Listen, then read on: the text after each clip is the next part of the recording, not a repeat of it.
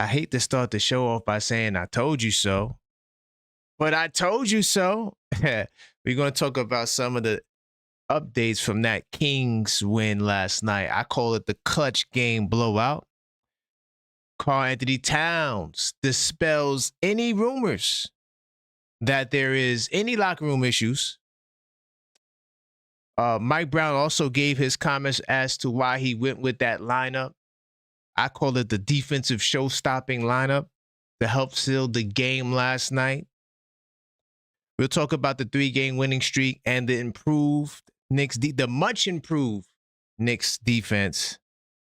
Oh, of course, we got to do every show. There's trade rumors. They saying that the Knicks have interest in Keon Ellis. Oh, Lord. And Yabu, we got more trade packages to consider. Will he be up out of here? We're going to talk about the Raptors game as well. I'm going to give you all the details as to what to expect tonight. Once again on this Blue and Orange morning show. So let's rock and roll.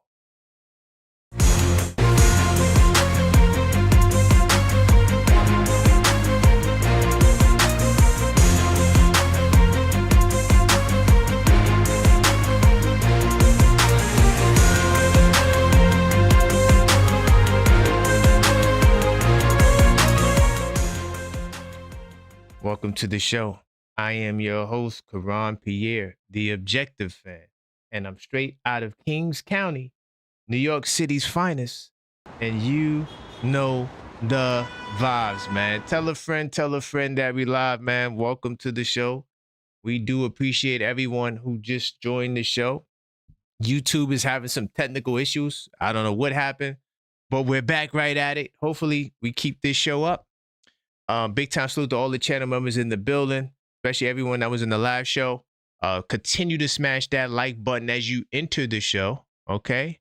Also, we are on the road to 10K subscribers, so help us reach those goals. The next milestone is 3,000, all right? So all you have to do is go in there, hit that subscribe button, and like the video so more cool Knicks fans can check out the video. And if you are a subscriber, consider joining the channel. We do have a call-up segment on this show, but if you can't call up throughout the show and you want to send a message for me to break down, you could always send in the super chat or a Cashapp $TheObjectiveFan, okay? So, and also the link tree if you would like as well, which is also in the description of this video, linktree/TheObjectiveFan, all right? Now, I'm into research mode prematurely. Big time salute last night. I told you so. I said to expect a blowout. Now, it was a close game blowout. I didn't expect it to be so close down the stretch. I don't know how I kind of feel about that, but we got some news and updates from that game as well. Big time salute to those in the chat. I see you. Darlene, salute to you as you guys come in. Don't forget to smash that like button. So I'm going to jump into research mode. How? And I'm going to get to the Raptors game in a second, but where I want to start is I want to start around the league just to get a feel for what's going on. Okay. Now, last night, of course, our beloved Knicks, they get the victory. Close game blowout, the first of the season, 103-87. And Jalen Brunson scored 11 points in the fourth quarter to take us home. And DeMar DeRozan just keeps upping his trade value as he looks unstoppable. Then, of course, the Washington Wizards, they continue their winning ways, beating the Portland Trail Blazers last night. What are the Wizards trying to do? I thought the goal was to tank, but last night they had victory on their minds. Of course, the 76ers, they beat the Milwaukee Bucks, a team that's in shambles as the Giannis rumors continue to swirl. What will happen with the great Greek freak? Will he end up in New York? As far as the Oklahoma City Thunder, they beat the New Orleans Pelicans last night in somewhat of a struggle, some might say. And then the game ended in an interesting encounter between Lou Dort and Fears, the young point guard for the Pelicans. They got into a little shoving match based on the fact that Fears was trying to get a shot up. Dort fouled him in the winding seconds of the game. As you can see the score, they're up 9 with like 8 seconds to go, and Fears is trying to get a bucket, and Dort is like, no. and that creates this confrontation. And both men have to be ejected as the bench is cleared as well. The Detroit Pistons, they beat a Denver Nuggets team barely by 2 points. And this is without their starting front court with Gordon, Jokic, and Cam Johnson. But the Nuggets, man, I'm telling you, they are a threat. They held and they took this Pistons team down the wire. Okay. And the Phoenix Suns barely beat the Brooklyn Nets, who have tanking on their minds as well. And then the Clippers, who are trying to actually make a playoff push, who are actually on the verge of making it to 500, an impressive feat as they continue their journey. They're 22-24. The oldest team in the league managed to get an 8-point victory against the lowly Utah Jazz, who also have tanking on their minds. And then the last thing I want to get to really quickly is the leaders. Some I could just go over briefly, just to see where we are. So right now, Luka leads the league, 33.8 points per game. SGA, 32 points per game. Anthony Edwards, Jaylen Brown, Donovan Mitchell, they all round out the top 5 with 29 points. Plus, Karl Anthony Towns continues to lead the league in rebounds at 11.4. So say what you want about the big bodega. At least he can say he leads the league in something. May not be your favorite Knick, but a Knick nonetheless. And then, of course, the top assist leaders are Cade Cunningham at 9.8, who continues to dominate the league. Josh Giddey, 8.8. Luka, who no one says he's a chuck, but he does average 8.8 assists. And Jalen Brunson also is, and I believe he's in the top 15 on this list as well, with 6 assists a game. So that's the league leaders. That's the news around the league. I'm going to start off. We might as well get into some trade rumors. We could talk about this kid, Keon Ellis. So yesterday, James Ham, he said the Minnesota Timberwolves, the Indiana Pacers, the Boston Celtics, and the New York Knicks have shown interest in Keon Ellis. Once again, he pops up. Now, I'm going to tell you right now, me personally, I don't want Keon Ellis. Even though he knows Mike Brown's system, right? He knows Mike Brown's system. I thought he played some good defense on Brunson last night. Brunson had some tough times getting the ball up on him. He also guards 94 feet. So could you imagine a world with he and Deuce McBride guarding 94 feet? But here's the problem with Keon Ellis. He's not a playmaking, initiating type guard. Now, he did have a couple of plays because, I was doing my Sacramento Kings scouting and where he was aggressive and was taking it to the basket, right? And I don't really get much more from his offensive game. We don't need a Mitchell Robinson-esque guard that just stands in the corner on offense and has to wait for you. Landry Shamet is more aggressive. He's someone who can initiate offense if you need him to. Like every game, he shows us a little bit more. And he's also 6'4". So now you get Keon Ellis, who's 6'4". I don't really want another 6'4" guy. I'd rather get a 6'6" Champagnie from the Wizards. And then reportedly before with Keon Ellis, the thing that concerned me the most was that he and the Kings, they wanted a first-round pick for him. He, to me, does not look like he's first-round pick worthy if I was the GM. Not to once again, I don't like to take dumps on players because it's not their fault. Doug Christie, much maligned for the Sacramento Kings, and that he has some issues with some of the veterans on this team. And I think part of the reasons is the usage. But you've seen the Kings last night, organized dysfunction. Their offense was way better in the other games. And I think that's a testament to the Knicks defense, which we'll get to in a second. But their defense is atrocious, man. Atrocious. And they can't shoot the three ball to save themselves. Now, they'll go from Russell Westbrook hitting 2 threes in a row. Then he gets an open air ball 3. I mean, that's just the mediocrity that comes out of Sacramento. So maybe that is what put a stain on Keon Ellis. I don't know. Maybe that's what put a stain on him, but I still don't want him. It would be nice to have the 94 feet. Maybe if I had a bigger wing instead of Shamit, like if Shamit was like 6'8", 6'7", and then you give me Keon Ellis with Deuce, I might do it. I might do it because Landry Shamit can initiate offense if you need him to, and then with Mitch. But I don't know if I don't even think Keon Ellis will crack the rotation, to be fair, to be honest. But I'm gonna keep it pushing on Keon Ellis. All right. Big time salute to everybody who just entered the building. Continue to smash that like button. All right, so we can get some more cool Knicks fans in the building. So now, since we're talking about the game a little bit, oh no, you know what? Let's stick on trades. Let's stick with trades. Let's see. Yabusele. Hopefully, I have this article pulled up. There was a trade for Yabu, the much beloved Yabu. And I say that, kind of sarcastically, as a lot of you guys, you want Yabu out of here. I say, yo, could he redeem himself? You guys are like, no. Okay. So according to John Gambardoro, and then he said, listen to this. He said, I won't rule this out, as I believe that something has been linked about probably won't happen, but I can not shoot it down. The Knicks and Suns have discussed the swap for Yabusele and Nick Richards. Phoenix will also send out Nigel Hayes Davis, a veteran minimum salary, to a facilitating team in order to duck the luxury tax altogether. So the key thing about this move is that Yabusele, he has a mid-level exception contract for a first apron team, which is around that 5.7. I think it's 5.5. Nonetheless, this move would actually help the Suns duck the luxury tax.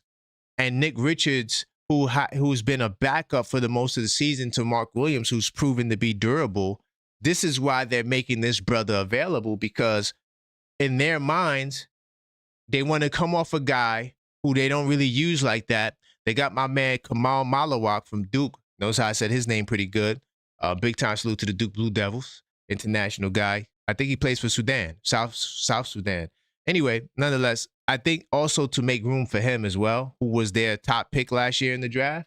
So that's why they're willing to part ways with Nick Richards. And if they could get rid of this Nigel Hayes Davis, they can duck the luxury tax. So see, basketball, and I need you guys to think about this, because salute to my man, I think his name was Sal, who he called up last night for the first time from Long Island.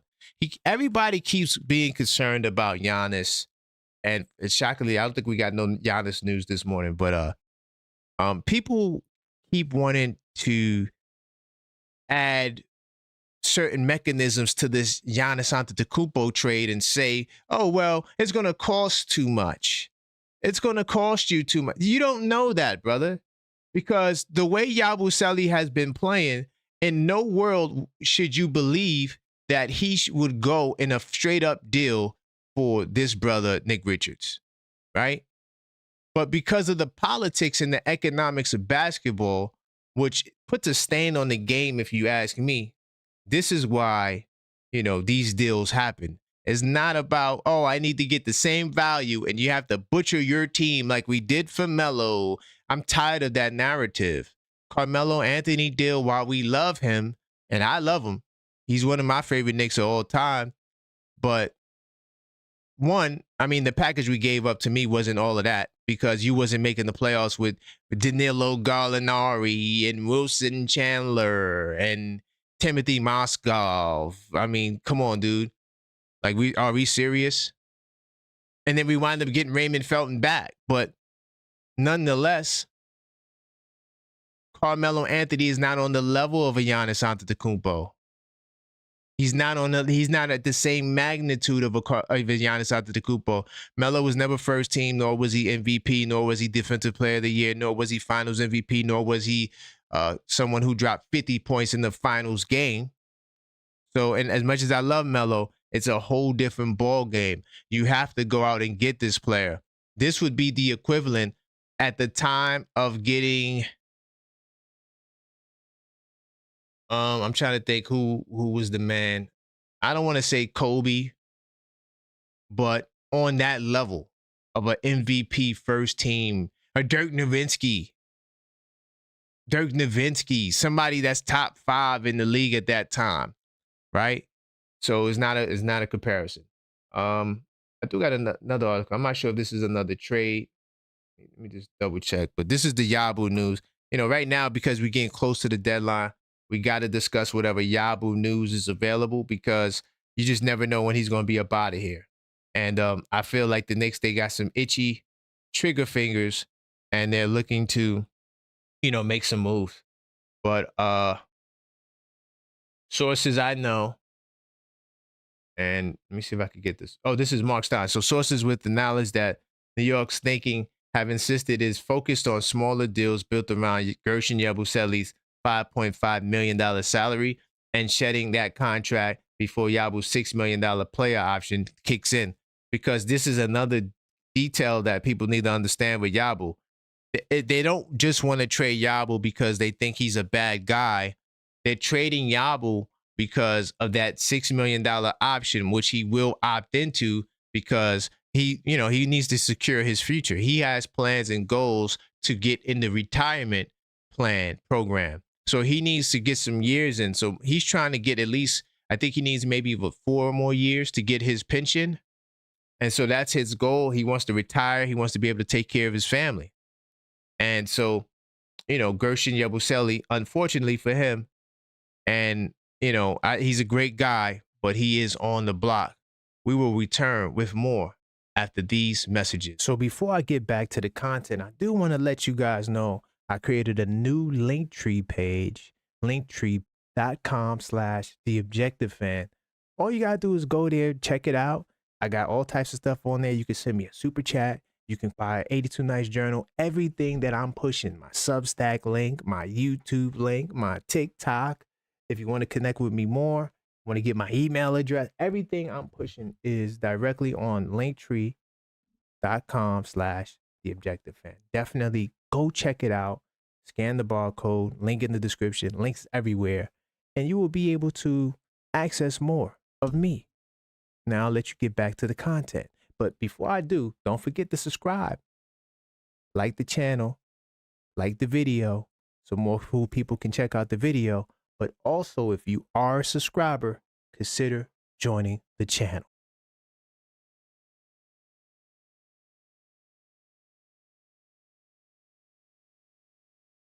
All right, definitely check out the Linktree to learn more about what we offer. You can send super chats, you can send cash apps, you could buy the 82 Nights Journal. I mean, the Linktree is the house for everything The Objective Knicks fans. So when you get a chance, go hit up the Linktree and check out some of the cool offers. All of our sponsors have specialized deals, and these may be things you need interest in, from Talkspace to Self. There's good details and good deals on the Linktree. Linktree/TheObjectiveFan. I'm gonna get back in the research mode. I'm gonna get to the Mike Brown. I'm gonna get to this right here in a second, and also we'll break down that Warriors game 100%. What I want to talk about though is the Knicks improved defense, and it's beyond this 3-game winning streak, right? So in the last 10 games, the Knicks are top eight defense in the league. Okay, and so why that's important to me is because we were so concerned about the defensive end. And on Sunday, when we do the Knicks in 10 show, I'll show you how much the defense improved. But it's something that we'll continue to monitor. But they're referencing the 3-game winning streak as well. Call it a players only meeting or don't. Whatever it was, the message appears to have gotten through. It was not a players only meeting, according to Josh Hart. And we still never really got a quote from Jalen Brunson on this. But the Knicks have suddenly turned things around, right? Jalen Brunson always in the fourth quarter. My money's on Jalen Brunson. He's the best at it in the game, And the tie, I was very disappointed with the way the Knicks treated the middle of the game. The Sacramento Kings could not score more than 26 points this entire game, but the Knicks were just playing to the level of their competition. While the defense is great, and we love defense, But the offense, this is supposed to be a top 3 rated offense in basketball. And last night, while they shot well, they turned over the ball way too much. We are a top 5 team uh, in terms of protecting the ball. And last night was a poor example of that. I felt like guys were just extra confident. You going up against a team. It's like, yo, have you ever played in the league, right? And you got the good team, whether you've been on the good team. I've been on the worst team in the league. I've been on the best team in the league in my basketball experience. So I know what both is like. I've been on the championship team. And like I said, I've been on the bad team, right? And when you got a bad team in the league, people know like, oh man, this team is weak. We're going to get it. We're going to smack them by 20. We're going to smack them by 30, right? That's common knowledge.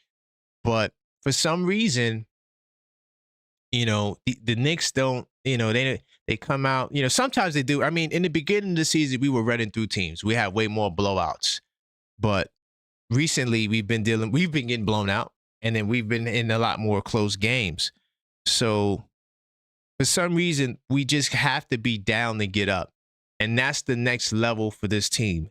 If they can get up without having to get down, we could win the championship.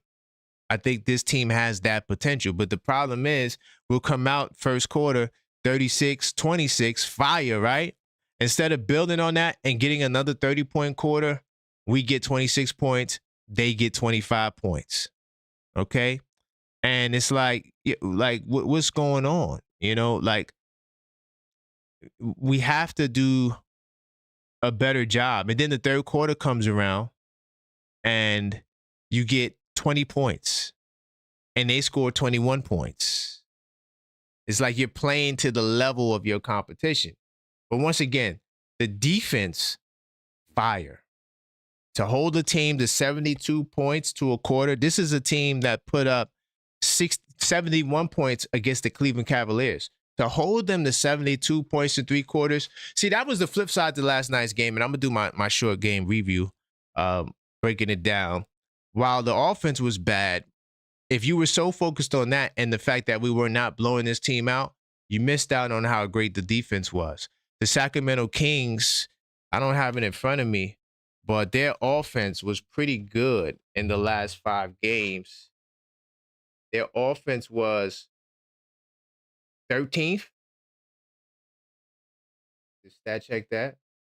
Yeah, they had a 13th rated offense in their last 6 games. So they were firing off at all cylinders. So for us to slow them down the way we did, I know Zach LaVine didn't play, but, we don't use injuries as an excuse. I don't give a damn who plays, who doesn't play. And we'll talk more about that when I get to the Raptors. But the defense has just been hella impressive. And another thing, too, I want to look at really quickly is just to show you the scores of the games. We're getting back to where we were. Actually, we're better than where we were early in the season, if you ask me. Like, we're holding teams. Look at this: 87, 109 points in Philadelphia, 66 points in Brooklyn. Okay, and then of course Dallas. The Dallas game was a big time disappointment. They scored 114 points, but even though we lost to the Suns, 106 points, and then the Golden State, of course, put the beat down on us. They had 126, right?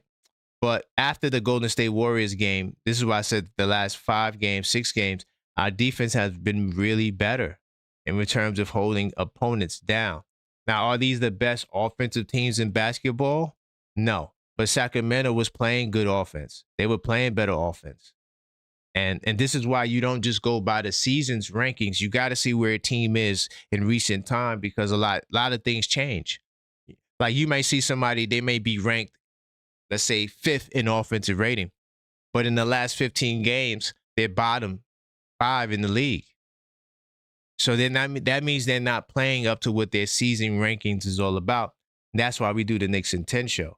But the defense, to me, has been the most impressive thing about these Knicks.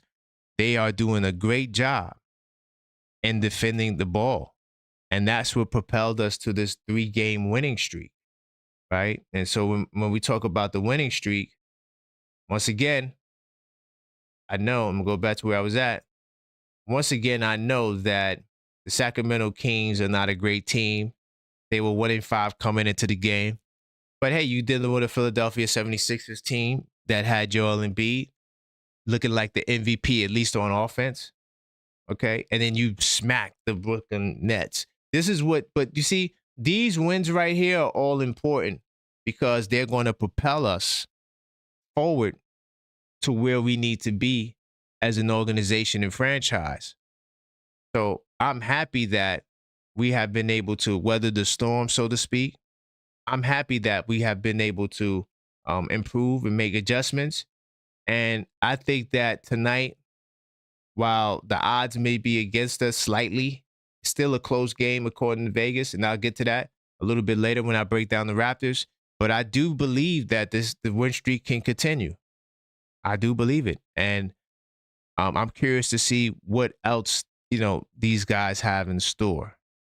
Right? I'm curious to see what else these guys have in store. So I'll be back with more after these messages. Real question. Do you actually know basketball or do you just watch it? Because most fans watch games and talk, but they're not breaking anything down. No tracking, no documentation, no real analysis, just reactions and baseless opinions. 82 Nights changes that though. Over 200 pages to analyze what you're watching, track rotations, break down patterns, highlight players, take actual notes. That's how you go from someone who watches to someone who knows. That's how your basketball IQ levels up. Link in chat, hardcover or soft, stop guessing, start documenting today. Definitely check out the 82 Nights, the official basketball intelligence system. You can do so by going to the link tree. The link is on the screen and in the description, linktree/TheObjectiveFan. And by doing so, you can expand your basketball knowledge beyond the horizon. And I do appreciate everyone who has, ordered a 82 Nights. All right. So where I want to go now, I want to talk about last night's game more. Some news from last night's game. So Mike Brown, one of the things I like about Mike Brown is his ability to make adjustments. And last night was a perfect example of that. While we all could complain about the offense and, man, the offense wasn't good. And like I said, if you just focused on the one side of the ball, then, that'll catch your eye. Also, I think we lost the rebounding battle too. But it didn't cost us in the long run. I don't care about playing perfect basketball. I just want to win. So even if we would have won by 1 point, we would have campaigned. Actually, we were tied on the glass for the record. We tied them. But nonetheless, a win is a win. I don't really give a damn. Give me the win. And let's move forward like that. But Mike Brown, he made some adjustments. And he's sticking to this 8-man rotation with Mitch, Shamet, and Deuce getting the lion's share of the minutes. And I like it. I think that is it's official. I think that it is definitely something that makes this team gives us the ability to have better chemistry because now guys know when they're going to come in the game. They know when they're going to leave the game, and everything is good. So these are some of the comments these guys said. They punched us in the mouth. We didn't respond well. And that's another thing too, taking pride in their game because this is the same team that embarrassed you the first game. So coming out with the defensive intensity shows me that this Knicks team will deliver, when they need to. Right? And then it was an ugly game. Jalen Brunson said it was pretty, but we were able to grind out the win. And I think that's important for us. Period. And then this is what Mike Brown had to say about that lineup that he went with down the stretch, which if you don't remember, it was Mitchell Robinson, it was OG Anunoby, it was Josh Hart, it was Mikal Bridges, and it was Jalen Brunson to close out the game. Towns was not in the game down the stretch. Okay. Now, And of course, when Brunson came in for Towns at that 651 mark, Brunson had scored 11 points. I think like 9 of them were straight in a row. And so the funny part about it, and my man JJ from Brooklyn, big time salute to him. He called up last night, and he said that Towns, he made a 3-pointer, and then he didn't like how he was, gesturing towards the bench, and then we hadn't seen him after that. And honestly, I was like, Towns might be on a heater. We might want to leave him in the game at that point, but defense was the priority. You know what I'm saying? And Mike Brown said at the end of the game, we had a group on the floor that was playing well. This was a tight ball game, so I just rode out with that group at the end of the game, which I'd done before. Now, no, you didn't play. This is the first time Mitch has played towards the complete end of the game. Usually he comes out around that 2-minute mark. Like, we've seen him down the stretch of games, but we've never really seen him close out the game. I think he might have did it with the double big lineup before towards the end, but I think we were losing or something like that. But this is the first time Mitch was the only center on the floor towards like 0-0-0. Mitch is still out there. So I thought that it was the right decision because Mitchell Robinson was keeping us in the game on the glass.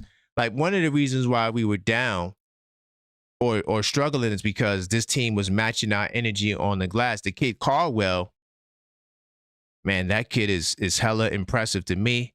For him to go undrafted and then play the way he's playing, he's like a Mitchell Robinson at the power forward spot who can guard centers, but can also guard better on the perimeter, right? And, he pretty much bottled up Towns anytime he was matched up with him, and then pressures Achua again. So because Towns, has the lack of discipline sometimes on the defensive end, and in fact, and just in committing fouls, I think that this was the right move, going with this brother, Mitchell Robinson, down the stretch, who had an amazing game. I believe he was a plus 25. Let me see if I could get that up there really quickly. I believe he was a plus 25, which is hella impressive. Like, once again, like stats with context, plus minus isn't everything. But the reason why Mitchell Robinson's plus 25 matters is because he spent a lot of his time with the starting unit. He spent most of the fourth quarter with the starting unit, guys who start. So, and then he was affecting the game, and then that big lead came out of nowhere because it was 5-5 literally, and then meaning that it was a 5-point deficit within the last 5 minutes. That automatically makes the game the clutch game. But then it went into a blowout because we managed to go on a big run sparked by Jalen Brunson. Now, that plus 25 is why he's my Knick of the night, because he brought the energy with the big boy lineup, with the starting lineup, not just with the bench lineup, right? And I don't care about Towns being a -3 because realistically, the Sacramento Kings are a terrible team. And I think that we could have went on a similar run even if he kept Towns in the game. But I felt like keeping Mitchell Robinson out there, because Towns usually comes out in the middle of fourth. It's just that he brings him back later. But when the team was rolling, you got to stick with what's working. You can't change it up. You can't change it up. And I felt like that was a big time adjustment. But Mike Brown gave his justification as to why he would not play Towns down the stretch. And then I also got Karl-Anthony Towns' response. Let me just get that in a second. But before I get to that, definitely continue to smash that like button on your way in. This is the Blue and Orange Breakfast Show. We will preview the Toronto Raptors game. All right. In a second, I'm getting to that. But we're talking about last night's game and some of the sound bites and news that came out. As you know, there's always going to be something after the game that makes you interested and is intriguing. And I'm trying to see if I could get this sound bite. So give me 2 seconds as I work on this. But yeah, continue to smash that like button. And also, I'm going to get to after this topic, I will get to the calls. And so I can get your thoughts on some of these matters and some of these topics. We already talked about the improved defense. Okay, we talked about the 3-game winning streak. We talked about Mike Brown's comments. And now I'm going to try to play for you Karl Anthony Towns' comments as I make this adjustment on the backside. And once again, if you can't call in, you could always send in a donation, super chat. If you do that, I will break down your comment, and I will make sure that it gives, you know, the respect that a call would, because I know some of you guys are at work, and usually on the morning show we don't get as much calls. But if you can call up, you should call up, because we want to know what's going on. All right, so let me go back to the main overlay. That group that was in there to close. Okay, so I'm gonna set up the sound now so we could listen together to what Towns said. All right, and continue to get those likes up. Bro, how's it feel to get back in the win column for an extended period of time here? Extended period of time. It's good to win any game, and you know, a team that had our number last game, and we showed one of our worst versions of ourselves. It was good to come out here and show a better version of ourselves and find ourselves winning today. Notice how he sounds, right? And I'm gonna get to the quote in a second, but he sounds pretty good. He looks good. I'm looking at him on the video on the back end. He just sounds like he's in a good place. What do you think? I guess what would you say has changed over the last 3 or so games? What's been clicking for you guys to get back? 3 or so. Well, New York only cared about the last 3. The Dallas game was close. You guys kind of turned it. I appreciate you for that. Yeah. I call it out with it. Yeah. I just, you know, we got back on our P's and Q's. Just went out there and, you know, I think we're just playing better as a team, and you know, not making the same mistakes as we did in, you know, that period of time. But, you know, there's a lot of work to do, and there's a lot more consistency to go. But it's good to learn when you're winning, like I said. It's good to have inexpensive, expensive lessons and just keep working. Good mood, good spirit. That lineup late, he just felt like.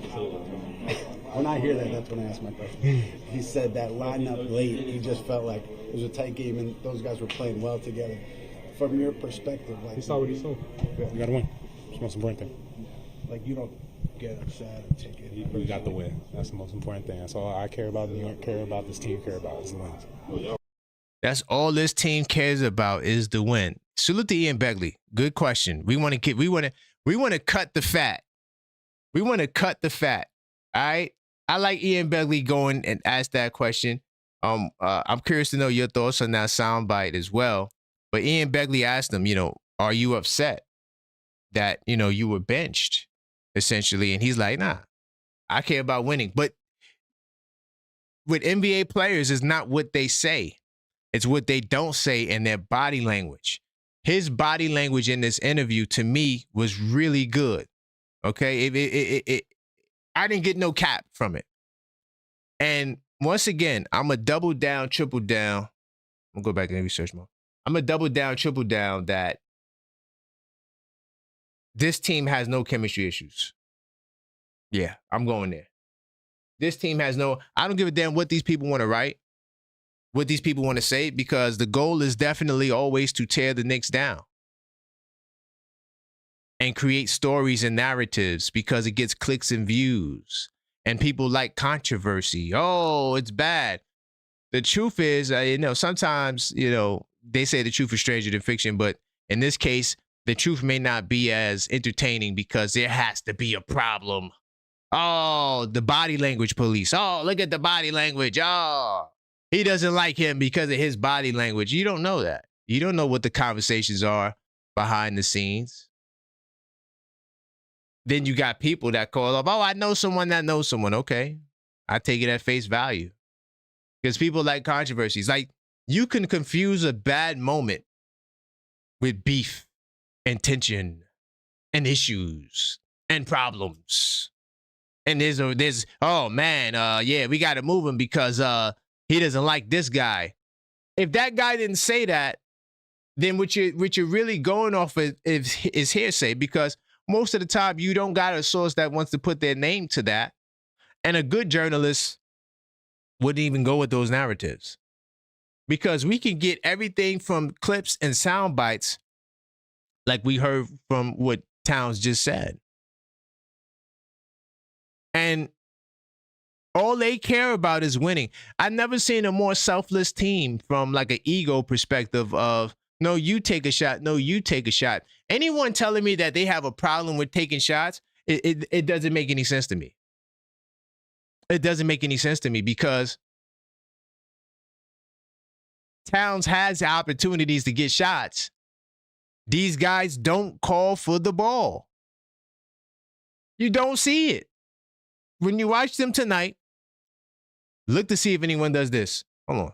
Let me jump out of research mode. Look to see if anyone does this. Yo, give me the ball. Yo, thank you. I'm right here. Oh. They don't do that. They don't call for the ball. The only time I see their heads bowed is when they lose it. And they did a lot of losing in the month of January. 8 losses. No one's going to be happy when you think you're a great team and you lose 8 losses in the month. Now, one might say, are you a great team? But that's a whole nother topic. But I don't think that there's no chemistry issues. Now, there may be compatibility issues. Because the question that I'm continually asking all year, and I'm waiting for my answer on that. I mean, I might have gave some stuff, but it's always really just me asking the question. Are Jalen Brunson and Karl Anthony Towns compatible? Are they compatible? That's something we will find out this season. I don't think you're going to get the compatibility answer in January. You get the compatibility answer in April, in May, or if you're lucky enough, June. But this team has no ego issues. None.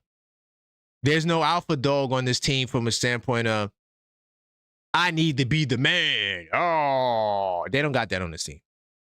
Jalen Brunson, Mr. Miyagi, he's the 3rd highest payer on the team. Mr. Miyagi, the best player on the team, is the 3rd highest player paid. He's the only best player on the team to be the 3rd highest paid.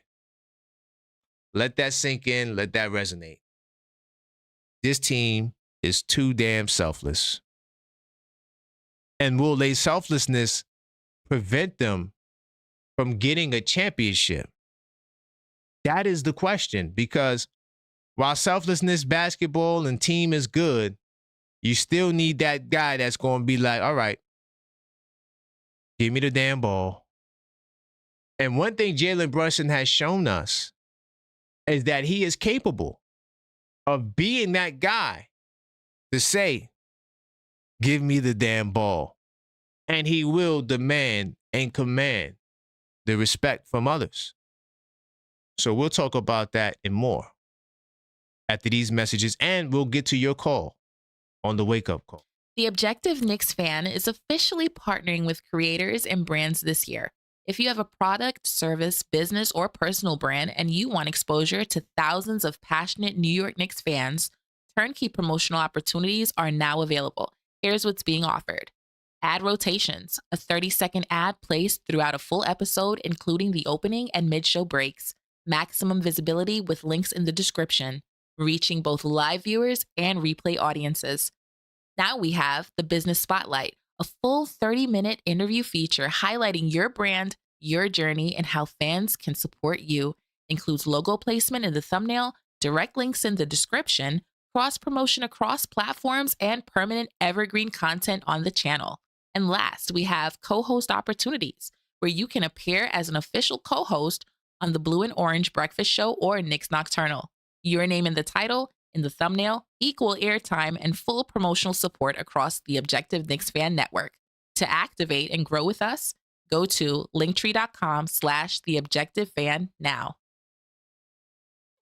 Definitely check out the Linktree if you want to work with the Objective Knicks fan in any capacity. You can go there. The email is there. info@thisweekinsidetheknicks.com. You can go contact us. You can also check out the packages in more details from there. Hit up the Linktree. But the phone lines are open. 646-995-8389. Of course, call-up show rules are in effect. Each call will be 3 minutes. All right? Hey, Yuri, what's going on? Good morning. Yo, come on. Good morning, brother. All I'm gonna, get just to get right on the topic. Go ahead. Even though what I said to you on a call-up show last time, I gotta take what I hear from my face value, because that body language from the Cat clip, it shows me that Cat was all right getting benched in the fourth. 100%. And it goes to show, like, even though what we hear at face value that there's problems in the locker room, we don't know what the hell's going on at this point. Even if there was problems in the locker room. And right. I gotta applaud the Knicks players, because God knows what goes on in that locker room with the trade, especially around trade rumor seasons, right? Yeah. So I applaud them for that. I don't think yesterday's game was a doom or gloom type of game. The Kings came at the Knicks hard. They had a point to prove. The Knicks won in a gritty way. I don't see a problem with the win yesterday. Right. I thought it was a good test for them. Yeah, sure, they're the Kings, but it's the NBA, come on. Anybody can be beaten on any given night, no matter how many times I say it. Right. No, 100%. 100%. And, the starting lineup, people forget this was the best starting lineup for the first half of the season going into the second half. And I noticed one adjustment for Mike Brown. They're playing slower now. I think Mike Brown's figured out that he can't play as fast as he thought he could with this team. So they're focusing more on the defensive end of the ball. Right. And I think that's a good change. Yes, it's the Kings, but we held the Kings down to 83 points. Yeah. Kings were playing significantly better as well, offensively. Right. It wasn't until literally the second half where they literally started to slow down. Right. Right. 100%. The way I view this game is I don't see it as a doom and gloom. I think the Knicks beat the Toronto Raptors tonight for some odd reason. I got a funny feeling that they're going to beat them, even if it's a back-to-back. Okay. The way I view it is that they're going on a run right now, and they're trying to get wins because they're trying to salvage the month of January. Right. Come on, this was a really bad month for them. Terrible month. But it necessary, though. Go ahead. It was, but I think if you close out this month with wins, right? Mm-hmm. And you finish above 500 in January, hey, I'll take that. Facts. Just to salvage it. Right. And then you go into February with good vibes, you know what I mean? You try to get a win streak in February as well. Right. Before the All-Star break. You want to at least have a win streak before the All-Star break, come on. Exactly. I think that's the goal, realistically. Trade deadline's what, next week? We're going to find out February 1st, if Giannis is going to be a Knick. Not going to, hug my tails about it. You know what I mean? I don't know what's going to happen in the next front office. My prediction is that I believe that what my guy told me, face value, I think Jordan Clarkson's off this team. Oh, more than likely. They're jammed up the proposition, come on. They got to clean that up. Right, 100%, man. But Yuri, man, I appreciate it, man. Great call as always. Absolutely. And I'm glad that you changed your tune as the locker room stuff. I appreciate you, brother. Come on, we don't really know what's going on in the locker room anymore at this point. Bingo, 100%. I appreciate you, Yuri. All right, man. Keep the calls coming, man. And by the way, I understand it's the morning. If you can't get it in, you could always send a super chat. I will break it down. I will break it up. Oh, we got some breaking news. I gotta come up with that breaking news slide. Hold on. Giannis again. Well, could you send me a link so I could put this on the screen? I did get this pop up, by the way. But I got a super producer. If you could give me a link. But we got an update with Giannis. We have an update with Giannis. Let's try to get a link in here so we could put it on the screen. But allegedly, apparently, and I told y'all this last night, and I keep telling y'all this. This is the I told you show. I told you so show. I consistently tell you so. I told you that we're going to beat the Kings by 20. Okay, we beat them by 16. I was 4 points off. But this right here, hopefully I could get a link, Launch. Let me see if I can get a link if she can't get it to me. But we got some breaking news about Giannis that we need to pivot to. And hold on, let me see if I got it here. No, I got the pop-up. I don't know where I got the pop-up at. Hold on, give me 2 seconds. I'm going to get it. But Giannis Antetokounmpo may be on the move.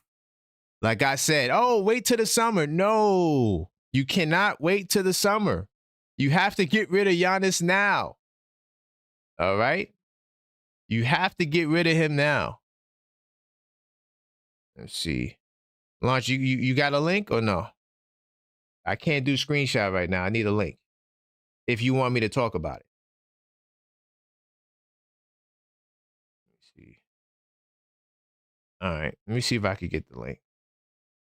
Let me see if I got this. Man, I got the Shams report. Anytime Shams post something, I get it right to my phone every time. Damn. Hold on. Sorry, y'all. 1 second. Let's see. I'm gonna copy the link. And I'm gonna get this on the screen. Anytime we got listen, every show is a Giannis show, brother.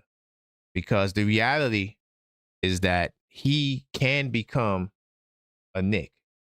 Just like that. All of this, we gotta wait till next year. You know, to all my wait till next year, people, I really feel like a lot of y'all are scarred from the 90s Knicks. And you don't believe that you deserve a player like Giannis Antetokounmpo. So we make all of these excuses. Oh, yeah, we don't want to be like Melo. Melo's not Giannis. But this is what Shams just posted at 11:20. Breaking news. The two-time MVP. Did he say two-time MVP? Have the Knicks ever had a two-time MVP ever in their franchise? And we making excuses to not get this guy? Oh, I don't want to give up the Melo package. We're gonna butcher the team. Butcher who? These guys won't be remembered around the league in the next 20 years. Who we got besides Brunson and Towns that's gonna be remembered in the next 20 years? Think about that. Not Knicks, because Knicks, we love everybody. We still got Steve Novak and all these guys. Big time salute to Steve Novak. I'm not trying to knock him. But no one nowhere else is going to remember a Steve Novak and none of these guys that we always hold on to. This guy right here is an anomaly, and you have to get him now. The two-time MVP, Giannis Antetokounmpo, is ready for a new home at February 5th, NBA trade deadline. I told you so. Or in the offseason, as several rival teams make aggressive offers for the Milwaukee Bucks for him. And the franchise is starting to listen, league sources tell ESPN. This deal is going to happen, y'all. There's no reason to delay it by the summertime. He's ready for a new home. That's the news. Forget the summertime offseason. No. See that February 5th? He's out of there. Didn't I tell you another report? We talked about this yesterday. The brother said, can't remember who it was. Somebody who's also an insider reporter. He said, not Shams, it was somebody else. He said he believes that Giannis has played his last game in Milwaukee. Hello, the time is now, New York City. Where are we? What are we talking about? What are we talking about? Oh, we got to wait till the summer to see how. No, there's no waiting till the summer. What are we going to wait till we get bumped in the second round to a team in the East? Oh, and then we're going to do the trade. No, by then you're too late. By then, Giannis is already looking at another team. You got to strike while the iron is hot. The Portland Trailblazers are reportedly willing to give up 2 picks for Mikal Bridges. Those 2 picks can go to Milwaukee, and it will be their own picks back. Oh, but no, I don't want to trade, Wingstop, because, Wingstop, we got to build the chemistry. And then if we build the chemistry, that hasn't proven to do nothing of success. We could have a starting lineup of possibly Jrue Holiday. Now, I'm not the biggest fan of Jrue Holiday, but Jrue Holiday with Jalen Brunson. All right, you got the perfect complement guard in Jrue Holiday to Jalen Brunson. They're perfect. top 5. Jrue Holiday to me is a top 5 two-way guard all times, bro. I'm not saying he's the best scorer. He is one of the better defenders. But he's a two-way player. He still gets buckets to this day. Don't mind that 2 for 16 last night. Was that a ploy to lower the trade value? I don't know. I mean, with my man Sam out, we always do the conspiracies. I don't know.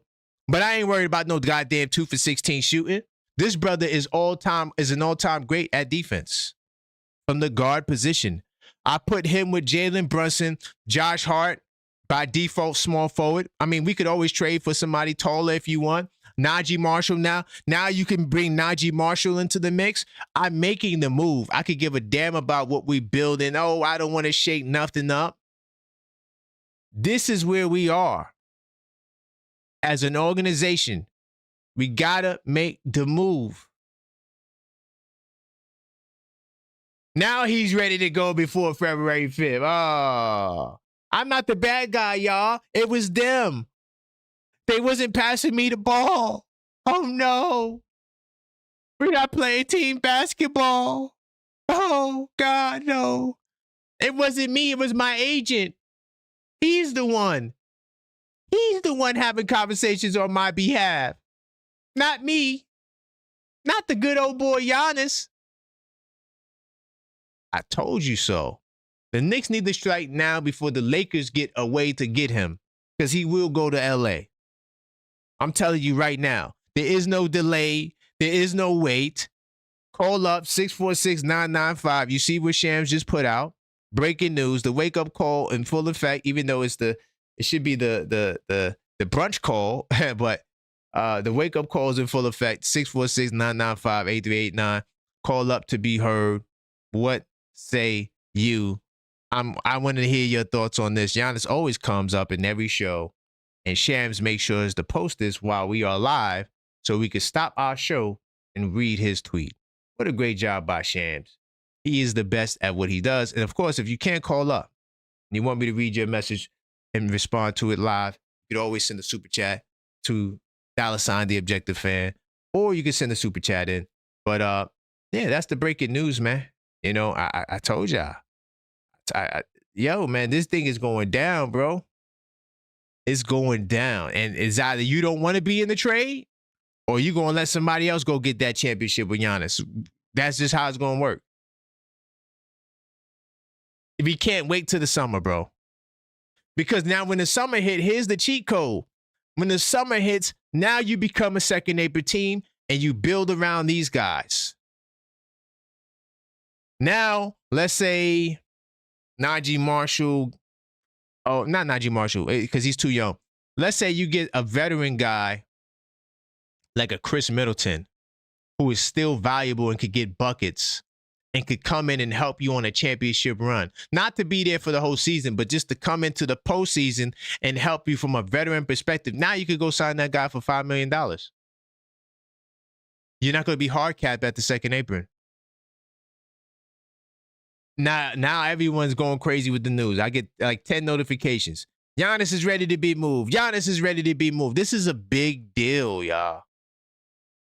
This is a huge deal. Let me just give a quick little shout out to the channel members that's in the building. Big time salute to my man Yuri. I see you. Salute to my man Cash. Big time. All the channel members, I do appreciate you. Damn, Cash. Ah, man. Cash said he gonna go to the Lakers. Oh, Lord. Yeah, he has to demand New York. He does have to demand New York. Big time salute. Mello. He always did someone say Mello. Oh, salute to all of the channel members in the building, man. I do appreciate every single one of you. G5 from the Bronx. Big time salute to you. Yeah, 21 turnovers, man. Crazy stuff. Randu, what's good? Randu, are you there? Hello? Can you hear me, Randu? Can you hear me? Yeah. What's going on, man? Man, of course, you know, Giannis, man, he comes and he shakes up the day, as always. Yeah. What's going on, man? What do you think is happening with the brother? Giannis? Oh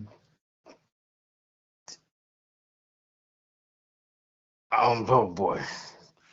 I didn't think that this really was gonna happen. That this was gonna happen like before the trade deadline. I thought it was gonna happen during the summer, but hey, I mean, if it's gonna happen, hey, I'm all in. We all in, brother. Listen, we need the brother because it's not about this season. It's about next season. It's about putting the team together for next year, man. But Right. Shams just dropped it. You know, he's ready to go now. And the salute to the other brother yesterday, because he technically really set it off because he said that he don't think Giannis is going to play for the Bucks again, based to his sources. So yeah, it's coming full circle, y'all. It's coming full circle, man. We're gonna have to get some Greek freak shirts or something. If Giannis do become a Knick, I'm definitely getting me Giannis Knick jersey, definitely. I might get a Giannis Knick jersey. And I don't wear jersey. I might get a Giannis. If he come, oh my God. Oh my, I might become a player fan just for Giannis if he comes to the Knicks. Yo, I'm so happy to see this news because man, it's just a long time coming for us to get a brother of this magnitude. You know? Right. Man, 2-time MVP. The Knicks never had in the entire franchise. How long we had a team? 80 years? We never had in the 80 years a guy that was a 2-time MVP. Let that sink in and register. In 80 years, we never had a 2-time MVP. Never. Willis Reed is the only MVP we ever had. The only. Yeah. And y'all talking about Carmelo Anthony. Stop. No offense to Melo, though. We love Melo. Right. Definitely love Melo. But anything, I'm sorry Giannis stole the thunder, but, you know, Giannis always is going to steal the thunder. You know how that goes. But anything else caught your mind? You want to talk about the game from last night? Anything else Knick-related? Well, I just want to mention this. Now, being that Giannis comes to the Knicks means we're not going to be able to re-sign Mitch. We got to let Mitch go. Yeah, no, he got to be a part of it. For me, I'm not saying they're going to do it, but for me, Mitch is a part of the package because I need popping fives. I need fives that can shoot. You got to put fives that can shoot. Now, if you keep Mitch to the end of the season and then you try to, you know, well, then he's out of here. But if you could, no, you could realistically bring him back. So, like, if you want to see, like, okay, let's say you keep Mitch, right? Mm-hmm. And now you want to see how it looks with Giannis and you like it, then you could keep it because we could go into the second apron to sign him. The problem is if you wait till the summer, you're not going to have enough money to sign Mitch unless you're going to trade salary within that second apron limit because you'll be hard capped. But if you sign Giannis now, there is no hard cap next summer. Right. Meaning you can go into the second apron and build around them. You could go get a Chris Middleton after he gets waived. You can go get somebody who's not going to get paid like that, who's a veteran. What you're saying is if we would wait till the summer to sign Giannis, it's going to be harder to build around him. Bingo. That's my point. That's been my point. Salute to all the channel members who watched the video. I told y'all that like 2-3 months ago. I told you that 2-3 months ago, the benefits of doing it now. And when Wendy said, this is why I debate. Somebody told me Wendy said, oh, yeah, over the summer, it'll be better for the Bucks. No, it's not. It's not better. You got to get rid of him now because now you get teams scrambling and they are desperate now. In the summer, people got more options. Right? And it's going to be harder for me to build my team around Giannis because I'm going to be hard capped at that second apron. Right. Because you got to give him multiple players to get him. So that's the politics of basketball. That's why the deal gets done now, not in the off season. In the season is where we see the big trades. So yeah, this is major. This is major news, man. Mm-hmm. This is major now. I'm definitely gonna have to clip this segment, or I might have to do a special level head in the Knicks talk, man, for this. Because this is major. But any final words, Randall, on the way out? No, not right now. No. Big time salute, Randall. Of course, we'll be back tonight, too, for the post-game show. I might have to do another show in the middle of the day because this is getting crazy, man. All right. All right, big time salute. Salute. Yeah, man. Yeah, we probably gonna do it. I gotta talk to Max, but we might do a trade scenario show sometime. Giannis trade scenario show. And we'll just keep our eye out on Shams with the updates. The next update I want to hear is New York is the strong favorite. New York is the strong favorite. That's my next level concern. But the wake-up call, you guys can still call in. We could talk about Giannis. We could talk about last night. But, this has become the New York Knicks Giannis show. He's ready for a new home. What say you? 646-995-8389. Call up, voice your opinion. And once again, like I said, I know you guys are at work. So if you can't call up, you could always send in a donation via Cash App or via Super Chat. And I will respond to your message, man, because, this is some interesting news this morning, man. But I knew it, man. I've been watching this story like a hawk. Every time Shams tweet, I get it. I see every update this man puts out. So when Max texted me, like, I saw the Shams, but I knew I didn't have time. By the way, if you want to call back, okay, we do got the $5 call back. That is an option if you do want to call back. I keep forgetting to mention that. But the first call, 3 minutes, and then the $5 callback option is available. Just in case something like this happens. We get, a Giannis trade rumor update, and now you want to speak about it. So that's also an option as well if you do want to call back. But this made my day, bro, because I knew it, man. Listen, yo, I don't like the politics of basketball, but I think I understand it a little bit more than the average fan does, right? Because this right here was the only alternative. New home by February 5th. You cannot wait till the summer. If they wait till the summer, it's only going to hurt the team that he goes to because they're going to have to sacrifice more. Now, will teams still want him? Of course. But this deal will be done, I feel, before the trade deadline. Now, I'm praying that it's to the Knicks, but it could be another team if the Knicks is slipping and tripping. Leon Rose, this is not the time to drop the ball. I swear to God, if I find out news that Leon Rose passed up on the deal, I am going to go ham on him. Ham. This is not the time to be like, well, we just paid Mikal and we just paid OG. Well, you just paid RJ and you traded him away. And can you realistically say that Mikal Bridges is better than RJ Barrett? I don't know if I would say that. I don't know if I could confidently say that Mikal Bridges is a better basketball player than RJ Barrett. OG, you might give OG the pass because OG, he guards bigger positions, more positions, and he might be, well, RJ gets rebounds too. But, and RJ's defense is not bad either. But I think OG's better than RJ. But can I confidently say Mikal Bridges is better than RJ? I don't know. I don't know if I can say that with confidence. But you traded him. The point that I'm saying, though, is you traded him away. And he didn't get his bag yet.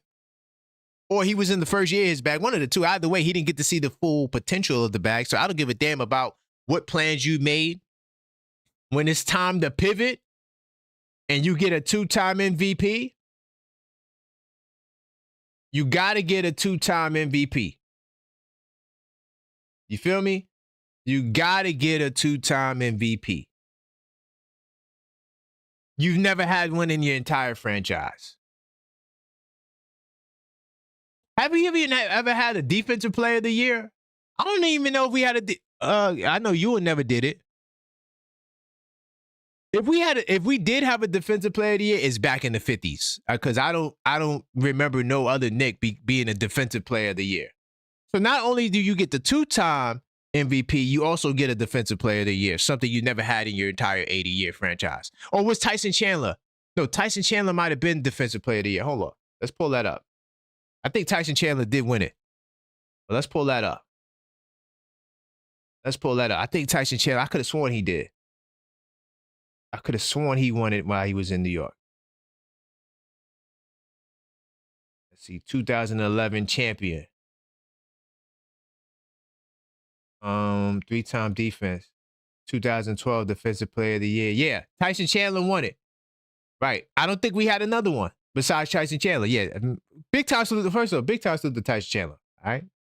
Once a Knick, always a Knick. Hold on. I mean, give his brother his salute. I almost lost my damn mind talking about Giannis just now. Nah, he definitely won Defensive Player of the Year. But before him, I don't remember no one winning no Defensive Player of the Year. If we did have one, it was like way back in the day. But we did have him. Yeah, he definitely did win Defensive Player of the Year with the Knicks. That's it. So this will be your second Defensive Player of the Year. You feel me? Hey, I don't know, man. Now I'm concerned that Leon Rose is going to drop the ball. I don't want to think this way. I really don't, man. I hope that Leon Rose makes it happen, man. I'll be back with the Toronto Raptors breakdown and your calls after these messages. Quick shout out to one of our partners, Self. A lot of people don't realize how much your credit impacts your real life options, where you can live, what you can drive, even the kind of opportunities you can access. Self is a platform designed to help you build and strengthen your credit in a smart, structured way. It's not about quick fixes. It's about turning consistency into leverage. Whether you're rebuilding, starting fresh, or just trying to put yourself in a stronger financial position, Self gives you tools to help create real financial structure over time. If improving your credit and setting up your financial foundation is one of your goals this year, check out Self through the link in the description. Self. Build your credit, build your options. Definitely check out Self. Financial tools for long-term positioning. You can do so in the Linktree /TheObjectiveFan. And you can go there now. And yeah, definitely we'll check it out. Salute to my executive producer for giving me the updates. But I'm gonna jump into the Sacramento King. I'm gonna jump into this Toronto Raptor preview show part of the show. And we're gonna talk about this. So this is where we stand right now. 28-18, going up against the 29-19. The battle for second place in the East commences tonight at 7:30 p.m. in the Toronto. Right now, the Toronto Raptors are the slight favorites, minus 1.5. Honestly, objectively, not just being a Knicks stan or a Knicks fan. We don't want Knicks stans. It's cool to be a Knicks fan, but not a Knicks stan. We don't need no more Knicks stans. We don't need no more stanish behavior. I used to always talk about that on Facebook. I created that term, a Knicks stan, right? or what I used to say, a man fan or something like that. I used to go in on Facebook back in the day. Anyway, nonetheless, I would put them as a slight favorite. They've been playing great basketball in their last. Hold on, sorry. I got too many damn notes. In their last 10 games, they're 6-4 while we are 5-5. So they've been playing much better basketball as of late. Most of those wins came recently, and they're starting to figure it out. But also health has been a major issue for these guys. They've had guys in and out the lineup the entire year. So for them getting healthy was a major key, and they're still not healthy because Portal is out. So even with Portal being out, by the way, I got to get this guy J-Tap back. Me and him, we ensconced in the battle in the fantasy league, and he's up on me right now. No worries, I'm gonna get him tonight. When I show you how this score is gonna flip. But anyway, this is their injury report. Of course, like I said, Jacob Portal, who has been their double machine, he's out, and so this is why. Oh, I didn't do the Mitchell Robinson part, but I'm glad we're looking at it. Mitchell Robinson is not on the injury report. So there's a good chance that Mitchell Robinson plays tonight. And Mike Brown spoke about this. Let's see if I got the article here. I don't know where it's at. I'm not gonna look for it now. But I had it somewhere. But yeah, he said that pretty much in a nutshell, he said that Mitchell Robinson, he's not on the injury report. So there's a good chance that he could play tonight. Now, if he does play tonight, I could see him getting 19 minutes. This is a Karl-Anthony Towns. I'm keeping it real. Karl-Anthony Towns has to show the world why he deserves to stay and not get traded in the Giannis trade, because there is a world where he can go in a deal. You feel me? There is a world where he can go in a deal. But right now, this is what we're dealing with. And Collins Murray Boyles in the game against the Lakers. That they lost to the Lakers. He was playing the 5, this kid, Colin Murray Bowles. He got good size on. Honestly, I wish we could trade for a Colin Murray Bowles. That's the kid that we need in our team. 6'7", 6'8". They played him at the 5. He's not a 5, but he's solid on the glass, and he can run pick and roll. And he's not. I'm not sure. I can't remember what he shoots it from 3. Matter of fact, how about this? Let's go to their basketball reference, because I can't remember off the top of the head what he shoots from downtown. But make sure I'm in the right year. But this kid, CMB is what they call him, which is a cool ass name. CMB. Anyway, I'm thinking about cosmic background radiation. But anyway, that's another point. CMB, he's averaging 21 minutes a night, 7.8 points per game. He's shooting 35% from 3. But while he's not a threat from 3, he can knock down the 3, which is cool to me. I'll take that. But 5 rebounds a game, because he's in and out of the starting lineup. And like I said, they started him at the 5. He's not a 5, but he's somebody that can have an impact on the game. I'm not saying that our heart is pumping any fear, because it's not. But he's definitely somebody who makes an impact on the game. Hold on, I just want to close out some of these tabs. But but Portal's out, which is a major blow. Right now, we don't have any injuries. So, and we're still an underdog, which says a lot about how Vegas sees us, because usually in a game like this, we would probably be the favorites. We would normally be a -1.5, and this could still change. I don't think CMB moves the odds, but this could still change, right? Now, one thing I do, right? Because I'm gonna go back to where I was at too. Let me get back there. So make sure I'm in the right there. One thing I don't do when I do my scouting report is I don't rely on these numbers by itself. These numbers is what they are for the year. Hold on, give me 1 second. I'm gonna make this adjustment so you guys can see it a little better. It might be smaller, but you can see everything. Okay, so now these numbers, you cannot look at these numbers as a representation of how these guys are performing now, unless you cross-reference it with recent performance and you actually watch the games. You cannot be a box score warrior. That's something that I'm not. I don't just look at the box score and think I know what happened in the game. A lot of fans do that. There's no way for you to understand the elements of the game. Even if you watch a 5-minute condensed game, right? That'll give you some more insight as to what happened on one side. But I think that the preferable, if you can't watch a whole game, watch the 15-minute condensed games on League Pass. It'll expand your horizon. Watch the 40-minute game. It'll expand your horizon of what's going on with some of these teams, if you have that time to spare. I know a lot of you guys are busy. I know a lot of you guys don't have League Pass, so that's why you subscribe to me, and I give you all the details. Once again, if you have a question or you have something you would like to say, you could always send in a super chat or a Cash App, and I definitely will read it and get back to you. But I watched the Toronto Raptors. I pretty much watched every game in their last 6 games besides the Clippers game. I didn't watch that game because I felt like it was too far out. And what I learned about the Raptors is that they they hadn't had the same lineup. Like, they've been changing guys in and out. Like, so this lineup they got now with their big four is the most consistency they've had in a while. RJ Barrett has only played 3 of the last 10 games. Okay.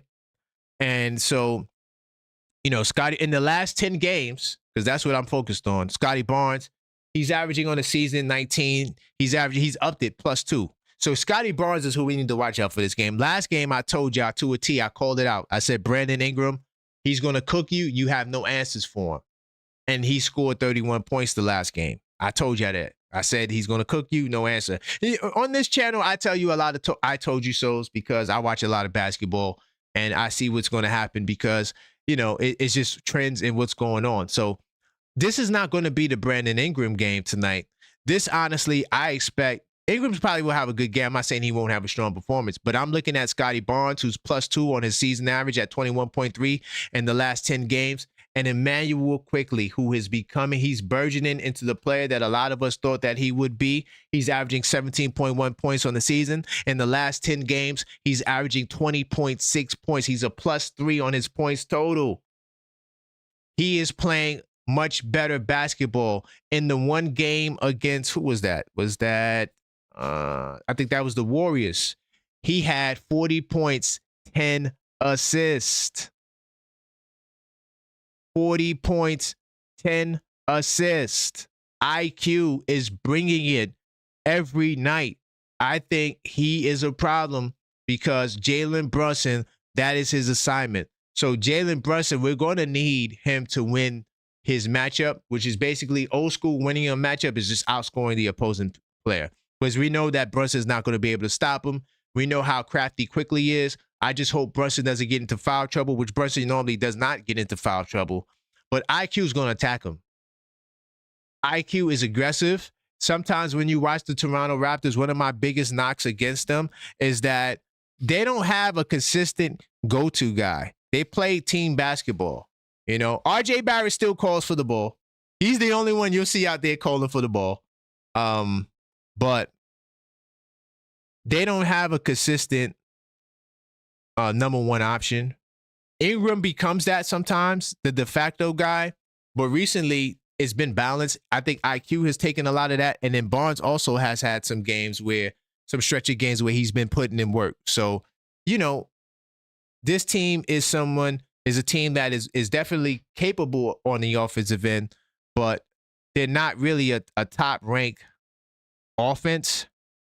So that's something to keep an eye on with the Toronto Raptors. You know, they're 18th in offensive ranking, which is not bad. You know, it's solid, but it's not it's not elite, right? It's not elite. Even though they do got some good, I'm not gonna say elite scorers. I think Quickly's a good scorer. I think Ingram's a good scorer. I think Barnes gets buckets by default due to his athleticism, his size. He does a lot of pick and roll where he's the dive man. And then RJ Barrett can go get you a bucket if you need him to as well. So they do it by committee. And this is why I said that I'm not sure anymore if our big four is the best big four scoring-wise in basketball. I think I would take our big four over theirs because I think we have Towns and Brunson. I would put them ahead of all the other guys that's in this comparison. But, Ingram will be third to me. And then you could argue between Barnes and OG. Maybe you put Barnes ahead of OG.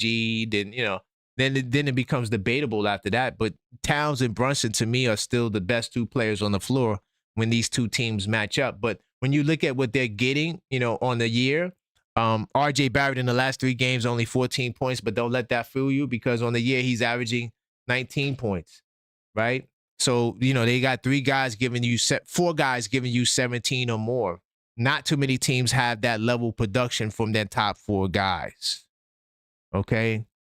Scotty Barnes is one of the few players he was the first player, if he's not the only player, to have 60 blocks and 60 steals this season. He's phenomenal on the defensive end. I guess if you equate the defense to the matter in judging who's the best player on this team, then it would by default be Scotty Barnes. He's also a multiple-time All-Star. I think was Ingram an All-Star? Ingram was a one-time All-Star as well. So those two guys are the biggest star quality guys they have based on, accomplishments. But here's another issue with the Raptors. Their bench is super weak.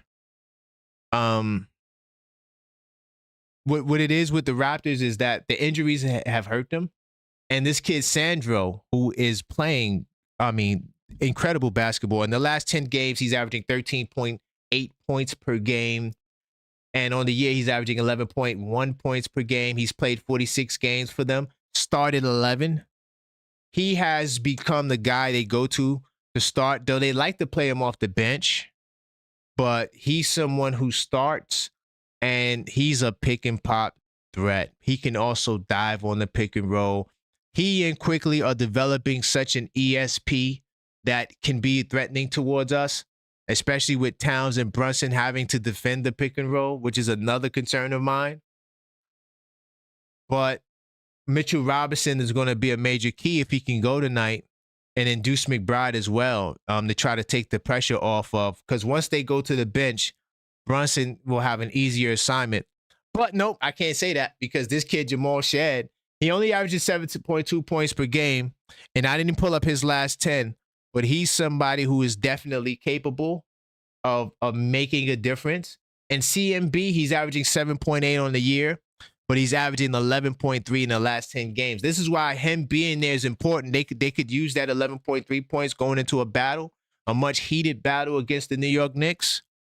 So while their bench is kind of weak, they got guys stepping up in recent games, providing energy and the depth that they need. Now, Walter and this other kid, Abaji, these guys are all like 6'7", 6'8", 6'9".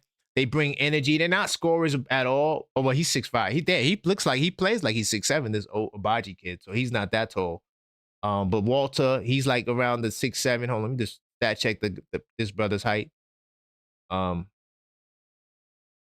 when he's only 6'4". Okay. These guys play way bigger than their size, but the size issue too, like, unless we're going with 3-point guards, we should be fine. We should be fine. I thought those guys were taller. They play taller. And, they put all these guys out there, and they all over the place. So they are small off the bench now that I think about it. 6'1", Jamal Shad is 6'1". But he's a problem. So Brunson will not have an easy night tonight. Don't let that fool you. Now, the pace thing is interesting. The Toronto Raptors, even though they appear to play fast because they're one of the leading teams in fast breaks, they actually play at a very slow pace. They're 24th in pace in the last 10 games, and the Knicks are 27th in pace in the last 10 games. Salute to you, my man Yuri, earlier for calling that out. That's one of the things I noted, that the Knicks are playing a lot slower. I don't like it. I think that the Knicks need to play. That's the one thing I disagree. I think the Knicks need to continue to play fast. I think the offense is more potent when they play faster.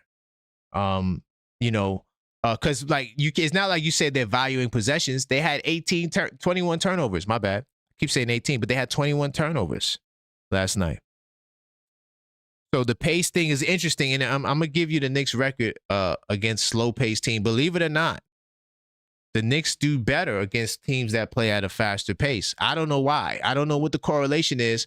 I'm just keeping the track of the stats. So anytime the Knicks play against a team that is top 10, hold on, let me just make sure my stats is right. Hold on, give me 2 seconds. I don't know what the hell happened here. My bad, y'all. I'm just trying to. There's an error in my stats. I'm just trying to get the right amount of stats. All right, so pretty much what I have here now is that when the Knicks play against top 10 teams in pace, they are 12-5. Okay, this is about 3 games ago. So this is the most recent pace stat that I got. I gotta play around. I gotta update it after I get off the show. But when they play against bottom 20 teams in pace, we're 500 at 13-3. So them being a slow paced team, I don't know what the correlation is. I really don't. I don't know why we struggle against teams that play at a slower pace. It's weird, but it's something to consider. Is that the reason why Vegas, did the books that way? I don't know. And to bring it back to Sandro as well, he had the best week. He had back-to-back 20-point games. He's picking and popping. Him and IQ has developed such an ESP that's going to give teams problems because most teams don't have good defensive point guards. So that means that your point guard has to defend IQ. Usually, Brunson and the other top point guards don't guard the other team's point guards. But in this case, this is where we are as a team. With Brunson, he has to guard his assignment. And then IQ has also picked up his three-point shooting in recent games as well. Toronto, they won 4 games in a row, and they beat OKC most recently. That's probably the crown jewel of their wins, beating OKC in OKC. But this is a home game, so it doesn't even make a big difference, honestly. And yeah, Raptors, they've been playing really good. Yeah. They and also in terms of their matchup with the Cavs, not that has anything to do with us. They won all 3 games against the Cavs. So this is a team that has been playing better basketball as of late, and they're making it difficult. Now, while they're still not a great 3-point shooting team, which works in our favor, but they do a great job defending the 3. Okay, they do a great job. They still, they're still doing the job defensively on the 3 ball in the last 10 games, holding true to all of these things. There's number 2 in 3-point percentage, opponent 3-point percentage, but they also do a great job defending the 2-point shot, limiting people's 2-point shot. Maybe not percentage wise, but they're just a really good defense, man. Top 5 defense for a reason. Let's see. In the last 10 games, they've given up their 10th in opponent points at 112.2. We're averaging less than that. I believe in the last 10 games, we're at 108 points, which, I mean, while I tell you, you can't really look at this stat too much because these stats are for the year. It really reigns true for us because we're scoring way less than what we score. Like last night, we had 103 points. The offense has been, not as consistent, but we can put up points on any given night, so you can never count us out. All right. Now, 3-point shot is terrible, right? Like I said. Now, rebounds is where this game is also going to be interesting. As you can see, overall for the year, they're 16th in offensive rebounds, averaging about 11.5 a game. However, in the last 10 games, they picked up their offensive rebounding. They're 10th in offensive rebounding at 12.1. So we're going to have to keep these guys off the boards. I think dominating the rebounding matchup is going to be major important in this game. We played against them twice really quickly. I'm a glance at my DRMD stats to see if we actually won the rebounding battle in these games. So yes, in the game that we won, the last game, which was on December 9th, which was the knockout game, we were a plus 11 on the glass. And in game 1, which was on Sunday, November 30th, we were plus 21 on the glass. We have to continue to dominate the glass. And by the way, we have 5 games against the Toronto Raptors. All right. So because we played them in the NBA Cup. So if we win tonight, we win the series. We win tonight, we win the series against the Raptors, which may come down to a tiebreaker at the end of the year if we continuously battling these guys for second place in the East. Hopefully we can move up to the 1st seed, but we do have 5 games against this team. But the glass, to bring it back to the glass is going to be hella important this game. And our record when we dominate the rebounding matchup differential, we remain to be 18 and 10. So we got to get back to our winning ways on the glass. Now, here's the major key where Quickly's game has expanded. As you can see on the year, he's averaging 6.2 assists a game. He has propelled the Toronto Raptors in the last 10 games towards becoming number 2 in assists. They average 31.5 assists a game. Okay. And so that's crucial. That's important. I think that, this is a team that you have to really game plan against, because their offense has been, flowing at a much more efficient rate with IQ running pick and roll with everybody. He also runs pick and roll really well with the C&B kid, which could be a factor if he does play tonight. They're also 7th in turnovers in the last 10 game stretch, averaging 12.6 turnovers a game. So they're turning over the ball at a pretty good rate. Over the year, they rank, let's make sure this is the right year, they rank 6th in turnovers. So they improved their turnovers during this stretch. They're averaging less turnovers, even though their ranking dropped. And, 10 game stretch is a little different. But they're averaging 1 less turnover a game. So they're doing a better job at protecting the ball. Now, of course, we know that the Raptors, their strong suit has always been forcing turnovers. They're still one of the league's top fast break teams. They dropped a little bit on the season standings in terms of their forcing turnover rate. They're 7th in forcing turnovers, right? And they average 15.7 a game that they force. So we seen the Knicks put up 21 turnovers last night. We have to protect the ball. This team will run. Even though they don't play at a fast pace, they get a lot of fast break points. Remember, the difference between pace and fast break, or teams that play at a faster pace is all about possessions. What they do is they get fast transition buckets. That's it. But that doesn't mean they play fast. Their half court is not as prolific. In the half court, okay, no, that's football news. In the half court, they are not as prolific offensively, but they're decent, because now they added the pick and roll to their arsenal with other players besides Portal, because they run it with Sandro. But they're really a mid-range team. They're really a mid-range team. As you can see, they're top 10 in 2-point shots, 5th in 2-point makes, and 7th in 2-point attempts. So this is a team that thrives in the mid-range. Okay? Now, because they're such an aggressive defense, they're 27th in fouls in the last 10 games. Overall, they're 24th. And they're averaging 20.4 fouls in the last 10 games. And they're sending teams to the line. This is something that we need. And we need to try to get to the line. We need to get some easy baskets. And Towns has to continue to play under control. Okay? Because he's going to be guarded by smaller defenders. I know that Barnes was going to draw the Towns matchup. He usually guards everybody. Sometimes Barnes can guard Embiid, and he could guard Maxey in the same game.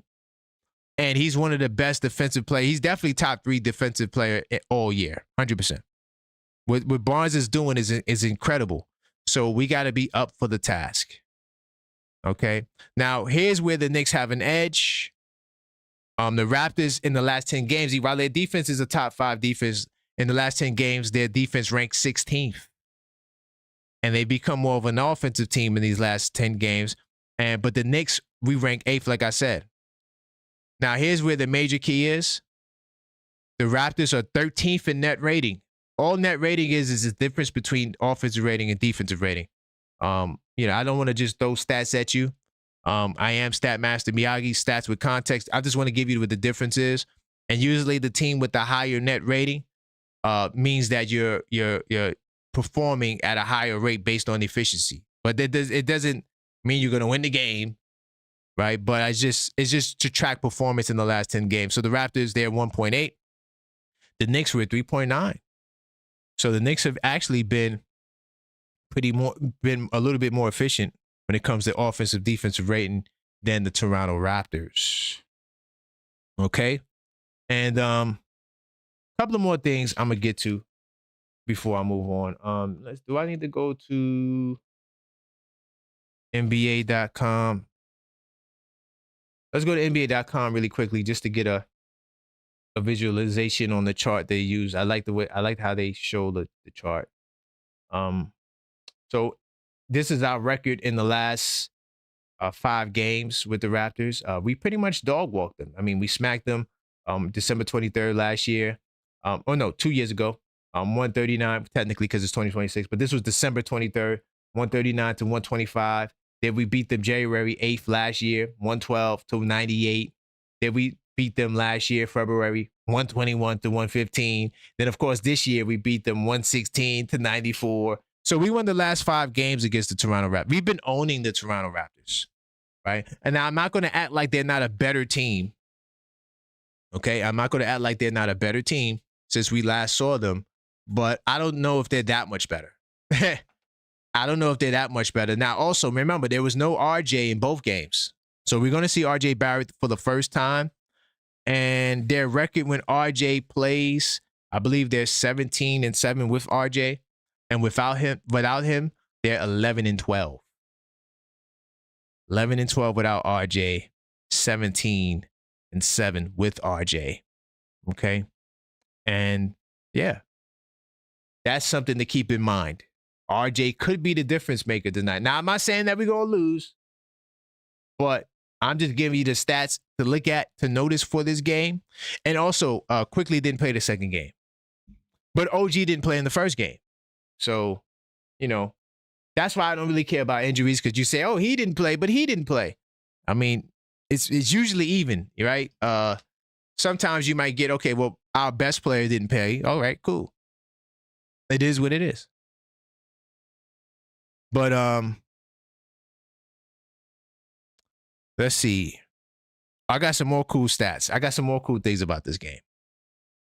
Now, the Raptors, they're 16-9 on the road, 13-10 at home. The Raptors, they're not comfortable in their home building. And they are the first 500 and above win on the road that we had all season. Okay? If you want to know our official record on in these games, I'll give it to you. So overall against 500 and above teams, our record is 10-15. Now on the road, we're 2-11. Yikes. Okay.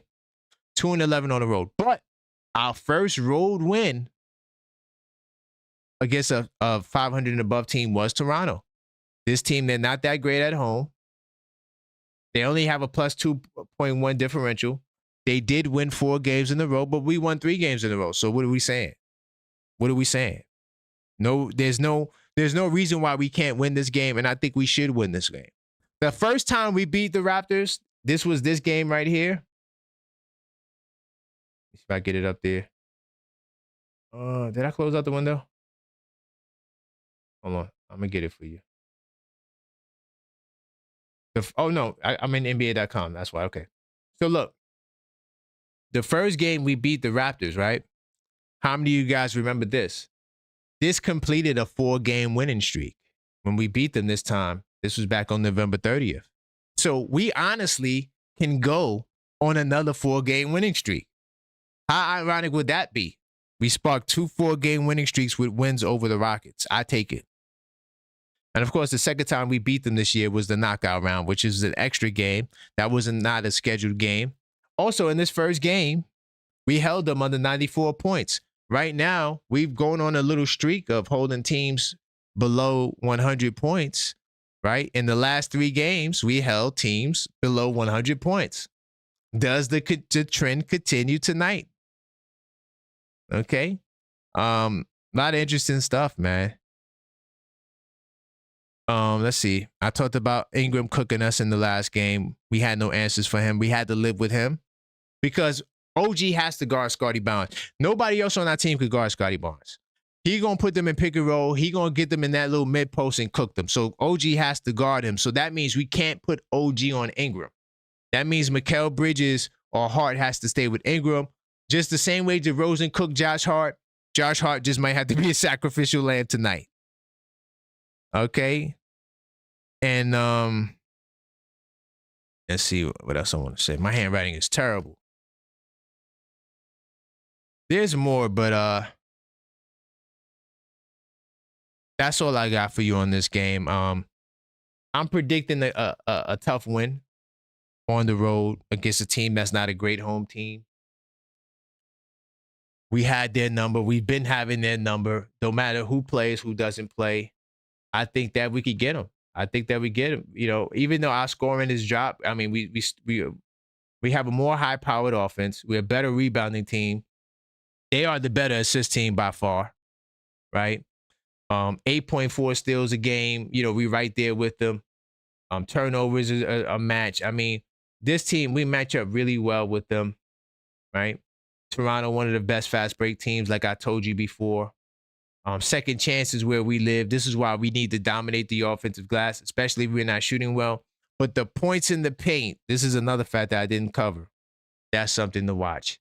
So we definitely got to make sure that we are on our A game tonight.